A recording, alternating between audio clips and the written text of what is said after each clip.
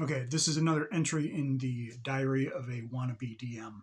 One of the things I want to record for myself is just how tricky it can be to end a scene, and that really surprised me. And again, this is all kind of working through my biases as somebody who's accustomed to more traditional forms of storytelling, and now I'm working in TTRPGs and kind of finding my way through collaborative storytelling.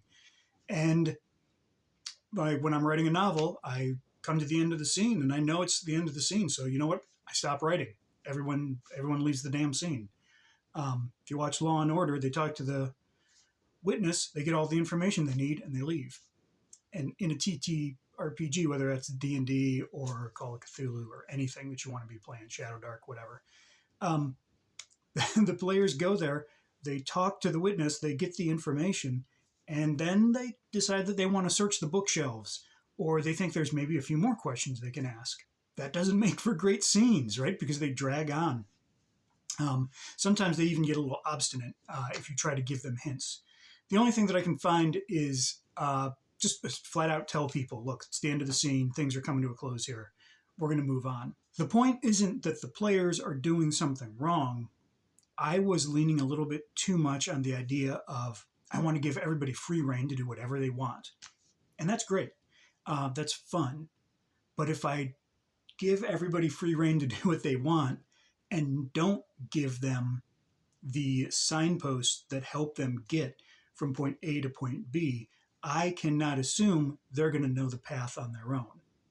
I give them signposts. If they choose to ignore a signpost, if they choose to go off on a tangent knowing that it's a tangent, that's fine. That's great. That's exciting and fun.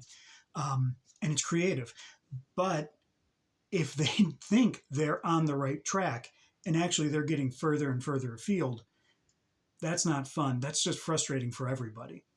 So it's important to really pull in, give clear distinctions when the scenes are over, when a lead is tapped out, and let people know kind of what you're expecting to happen in an adventure. A related topic that I've kind of trying to wrap my head around is the idea of putting built-in prods inside puzzles and encounters. Sometimes parties are a little bit passive. They're not quite sure what the next right step is. Sometimes it's because I didn't give them the milestones, and sometimes it's because they're in the moment of struggling with a mystery and they're not sure what the next step is. And sometimes that's the goal, right? That's the point of the mystery, is they have to sort something through. But if they don't take definitive action, things can kind of grind to a halt.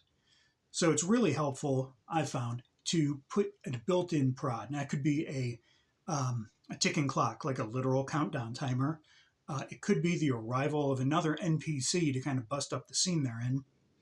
Or it could be a monster encounter. It could be that the NPC they're talking to just ups and leaves. There's a number of ways that you can deal with that, and all of them are legitimate. But if you don't have something built into the puzzle itself, it can seem tacked on. It's obvious that you're just trying to make up something on the spot to get them to move on to the next subject in the next scene. If it's built into the puzzle itself, like they're trying to decode a riddle over a doorway so that they can move on to the next level of the dungeon, and there are creatures clawing at the door trying to get in, they're going to have to try a solution to that puzzle. They don't have the luxury of sitting back and trying a bunch of different ideas and kind of sketching things out or not doing anything, right? They have to pick something because it's in a life or death situation, and that forces their hand. And sometimes forcing the player's hand is a pretty good thing, especially in a one-shot or some other venue where time is short. You need to get to the next thing. And honestly, a lot of times the fun stuff is on the other side of the door. So I'm still kind of working my way through that, and I'm trying to figure out what I'm working with exactly. But I like the idea of building in a ticking clock or an encounter or some other danger or inducement that's built into the puzzle and built into the scenario that will always push the players forward as well as pulling them along to the next area. And I think that might be the key, is that if you're pushing and pulling, so you have the carrot and the stick, they will always be moving forward. If it's not for the one reason, then it'll be for the other. So again, all these videos I'm making are just me rambling and trying to process this stuff.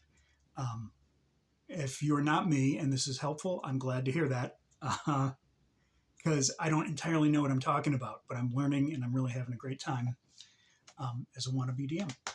That's me.